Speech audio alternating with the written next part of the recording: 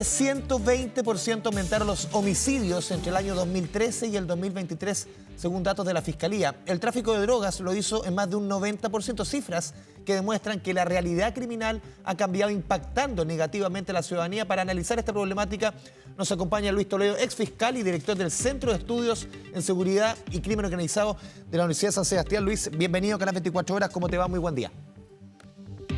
Buenos días, Andrés. Muchas gracias por la invitación. Sí, Luis, usted hace un análisis, una revisión muy pormenorizada de los delitos entre el 2013 y 2023. Estaba viendo aquí algunos números. Por lo menos el 80% de los delitos o de los hechos se concentran en 10 delitos. Que esto no cambia respecto a otras mediciones, ¿no?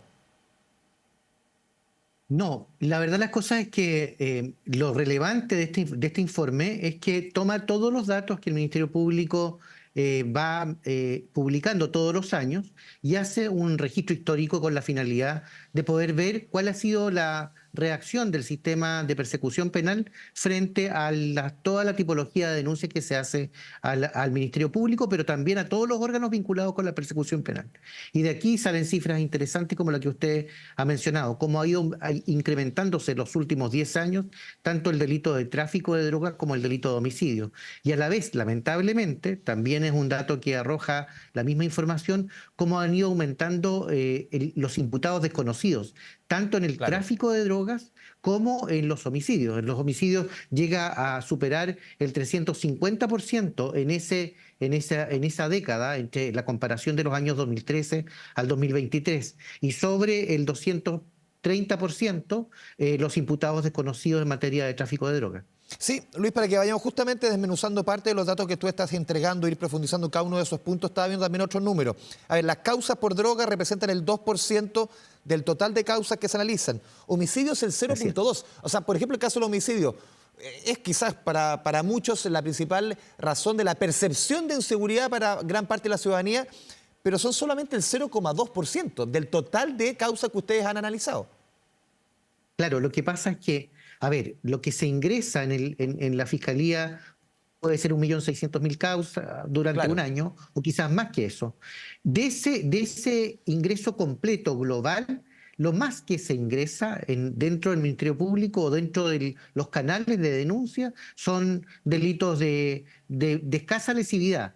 Faltas penales, robos no violentos, en fin, ese tipo de cosas, delitos de hurto. Sin embargo, los delitos graves, aquellos que preocupan a la ciudadanía, siempre tienen una exigua representación en este global, en esta gran cantidad de delitos que se denuncian todos los días. Sí, tú mencionabas el tema del imputado desconocido y lo mencionábamos en la presentación, Luis. Los homicidios crecen 120%, 121%. Los imputados desconocidos 350%. ¿Qué es lo que te hace, cuál es la lectura, el entre líneas de decir, claro, aumenta hasta el nivel de homicidio, pero también imputado desconocido? Aquí hay una premeditación, hay una preparación, hay crimen organizado, hay mayor sofisticación, entre comillas. Yo diría que todo lo que tú has planteado forma parte de una de las lecturas de estas cifras y de estudio que yo creo que es relevante plantear para la toma correcta en decisiones de políticas públicas. Efectivamente, yo creo que derivan dos cosas. Uno es la mayor complicación o complejidad en los delitos de homicidio y los delitos graves que se cometen en nuestro país. El mayor uso de violencia, efectivamente. Aparecen figuras, como todos ya conocemos, con data hoy día, de sicariato, de homicidios por encargo, por premio, promesa remuneratoria, todo lo que usted quiera, por venganza, por grupos armados que se enfrentan a otros, en fin. Todo esto complica o complejiza la persecución penal y por lo tanto, claro, el aumento de imputados desconocidos y también el aumento de sentencias absolutorias da cuenta de una investigación penal cada día más desafiada, más complicada al respecto. Sí, Luis, ¿cuánto crees tú? Incluso esto también tiene algo de percepción, de acuerdo también a tu experiencia en el Ministerio Público. ¿Cuánto de estos delitos, de esta tipología, puede ser importada? ¿Cuánto tiene relación con la inmigración descontrolada, irregular? Porque muchos vienen a trabajar, muchos vienen en buena lid, pero otros no. Son la minoría, pero provocan esto. ¿Cuánto tiene relación justamente con la inmigración descontrolada que hemos sufrido durante los últimos años en nuestro país, por lo menos los últimos 8 años? A ver, yo separaría la inmigración del fenómeno Claro, delictual directo desde el punto de vista de que solo sean migrantes aquellos que cometen delitos. No sé si se me entiende. sí, Quiero plantear esto. Es decir, las personas que cometen delitos en nuestro país, la mayoría son chilenos, ¿ya? Sin embargo, vienen fenómenos importados de formas criminales muy violentas desde el extranjero que efectivamente han sido utilizadas y siguen siendo utilizadas por bandas criminales extranjeras, a veces compuestas solo por extranjeros o a veces fenómenos de extranjeros en conjunto con chilenos. Yo creo que estamos, efectivamente, muchas de estas formas criminales, ya no en el número, en estas formas de ejecución criminal más violenta, sí provienen desde el extranjero. Estoy hablando de sicariato, en fin, y otras maneras de ejecución criminal bastante violenta, conforme lo hemos visto hoy día en la madrugada, claro. por ejemplo, En Providencia. en Providencia, ¿no es cierto? Recientemente tú dabas la noticia en torno a que una persona que se resiste a un asalto porque iban a robar el auto, no te pidan inmediatamente en darte muerte en el mismo lugar. Hoy día, antiguamente, la gente era víctima de robo con intimidación. Te ponían un cuchillo y te llevaban el celular. Hoy día tú no tienes certeza ninguna de que aunque entregues Mm. voluntariamente el vehículo o la especie que te quieren robar, igual pueden darte muerte y seguramente lo van a hacer. Esa forma criminal más violenta, sin duda, provino desde de un fenómeno importado, yo diría que latinoamericanizado en nuestro país, que nos hemos llenado de esas formas que incluso hasta los secuestros, Claro. competición de rescate, como en Rancagua, en fin. Se fija, yo te diría que eso es un asunto que no estábamos, digamos, son formas que no estábamos acostumbrados en nuestro país. Sí, quizás se puede resumir, Luis. Yo recuerdo, reporteando, me acuerdo el caso del Cabo Palma, unos tantos carabineros asesinados en circunstancias como esta, y muchos te decían aquí no hay ningún respeto por la vida. Y ese es un Así concepto que es. se repetía mucho, que ante cualquier control, cualquier situación que quizás estaba muy ajeno a algo, a un delito, muchas veces habían respuestas que eran impensadas hace 10 años, que no hay ningún respeto por la vida. A mí siempre ese concepto se me quedó grabado. Yo diría que hay un desprecio por la vida, hay una baja apreciación del valor de la libertad y de la vida, en definitiva, en estas formas de reacción criminal más violentas. Efectivamente, hoy la vida tiene precio, un precio accesible por parte de los criminales que no supera en nuestro país, lo que se está pagando son 300, 500 mil pesos aproximadamente, lo que ha dado origen a un mercado de seguridad, de autos blindados, de personas que están temiendo por su vida, por su seguridad y por su libertad.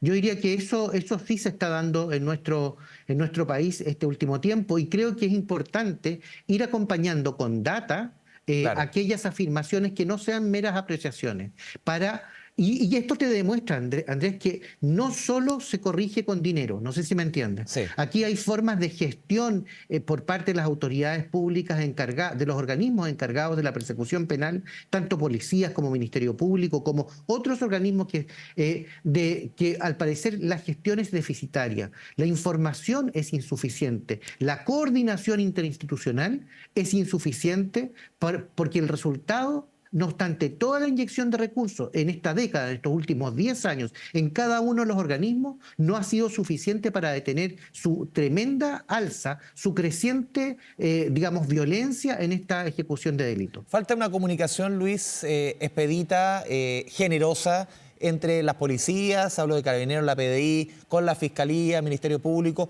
Falta esa comunicación, muchas veces se pueden ver unos con otros como enemigos. Y otro elemento que también te quiero preguntar en el global, ¿cuánto también aquí atenta la caída, y no sé si ustedes lo miden, la caída de la denuncia de muchos ciudadanos que pierden la fe en la denuncia, que sencillamente, ¿para qué voy a denunciar si esto al final no repercute en nada y al final el Estado queda ciego? Ustedes miden el tema de la denuncia, por lo menos lo incluyen, y el primer punto que yo te mencionaba respecto a este mismo tema. Mira, en base a evidencia, la Fiscalía ha visto crecer sus números en cuanto a ingreso de denuncia. Sin embargo, es evidente, porque es imposible medir la cifra negra de gente que no confía en el sistema judicial y que decide no denunciar. Eso, al parecer, cae maduro, ¿no? De cajón, en el sentido de que efectivamente la gente hoy día está denunciando menos, incluso para sustracciones que no son con violencia o en aquellas incluso sustracciones de portonazo. En fin, yo he escuchado, en el fondo, al parecer eso sí se está dando, pero ese es el riesgo. Cuando la gente, cuando los ciudadanos dejamos de creer en nuestras instituciones, cuando los ciudadanos no creemos en el Estado de Derecho, empezamos a tomar la justicia por la propia mano. Lo que pasó en la Florida, ¿te acuerdas? Hace un par de días. Lo que pasó hace un par de días en la Florida y que terminó muerto, es decir, implicados en un homicidio, como autores de un homicidio, aquellos sujetos que en afán de la justicia enarbolan la justicia y finalmente terminan matando a una persona. Ese es el riesgo de caer digamos, a formas de organización de nuestra sociedad como prácticamente rudimentarias, prácticamente cavernícolas, donde pensamos que nosotros vamos a solucionar el problema porque ya no confiamos en el sistema judicial. Ese es el gran desafío que tiene el sistema judicial en nuestro país. Y estoy hablando no solo del Ministerio Público, estoy hablando de las policías en cuanto a sus resultados que debieran ser más eficientes. También el Ministerio Público en torno a escuchar a las víctimas y no enarbolar el archivo provisional como la gran respuesta, porque en definitiva hoy día eso es lo que ha crecido en estos últimos 10 años. Investigaciones más sólidas, investigaciones que tengan resultados, donde la víctima sea escuchada. Efectivamente, yo creo que ese es más que aquellas declaraciones, más que los propósitos, deberían ser el propósito real de todas estas instituciones coordinadas. Sí, y también si podemos profundizar, Luis, en el punto que tú hacías en la respuesta anterior, el tema de la gestión, que aquí no basta solamente con poner más lucas en buen chileno, de disponer de más elementos, no sé, ponerle más herramientas a Karina en términos de materiales, a la PDI, a la Fiscalía, poner más dinero, más fiscales, no sé, todo. El tema de gestión, ¿dónde tú lo puntualizas? ¿En qué temas cómo podemos ejemplificar lo que nos ven en la casa? Cómo la gestión también aquí es fundamental, más que o junto con poner más lucas. Mira, yo veo que los indicadores que se han puesto no son los adecuados en términos concretos. Hoy día, ¿cómo medimos la criminalidad en Chile? Como los delitos de mayor connotación social. En los delitos de mayor connotación social no se encuentran delitos graves y sí hay delitos que no tienen mayor importancia, como por ejemplo los hurtos o las lesiones leves. ¿Me entiendes lo que te quiero decir? Claro. Hoy día en una criminalidad bastante más violenta, más asociada, con mayor asociatividad, hoy día nuestras formas de medir datan de hace 20 años atrás. La propia Fiscalía, cuando da a conocer sus números y su propia boletín estadístico, es tremendamente difícil de leer porque sus agrupaciones, incluso delictuales, no tienen ningún sentido y no conversan entre otros. Por ejemplo, categoría de otros delitos está el delito de lavado de activos, en fin, no tienen ninguna forma de medir el crimen organizado, no han hecho ninguna propuesta al respecto, ni como Estado, ni como institución encargada de la gestión de la persecución penal, y yo diría que hay mucho por avanzar en eso. ¿Pero por qué? Porque están encargadas del día a día y quizás el día a día les consume efectivamente las denuncias de todos los días generan desgaste de recursos y todo. Pero me parece que si el país quiere enfrentar la criminalidad más violenta, más asociada, el crimen organizado en concreto, deberíamos tener indicadores que obliguen no solo al Ministerio Público, comunes también para las policías, para ir midiendo cómo respondemos. Eso en mediano plazo y en el corto plazo, yo cambiaría la gestión desde el punto de vista de exigir resultados concretos respecto a determinados segmentos de violencia en nuestro país. No es posible que vaya aumentando con esta velocidad los imputados desconocidos en materia de homicidios. Tenemos que exigir resultados en cuanto a la persecución penal ahí. Tenemos que exigir resultados concretos en materia de secuestro y en ese tipo de delitos que son muy ínfimos en el número global, pero que generan mucho impacto en la seguridad y en la sensación de seguridad de las personas. Sí, Luis, y por último, con toda esta data que tú dices que es tan importante, y es tan importante tener este mapeo, esta suerte de radiografía delictual en nuestro país, ¿sientes tú que el aparato legislativo está respondiendo a lo que se está discutiendo en el legislativo, en el Poder allá en Valparaíso? ¿Comulga, va de la mano, ataca esto que estamos hablando cuando se está ultimando un Ministerio de Seguridad, se está ultimando el proyecto, se trabaja la regla de la RUF, la regla de la fuerza, el uso, por ejemplo, de militares, infraestructura crítica? ¿Cuántos proyectos? El proyecto de inteligencia, que lamentablemente duerme hace años en el Congreso. ¿Tú sientes que la respuesta del legislativo va acorde con lo que estamos hablando, va en sintonía, ayuda? Mira, ahí tienes varias preguntas en una, pero te respondo lo más corto posible.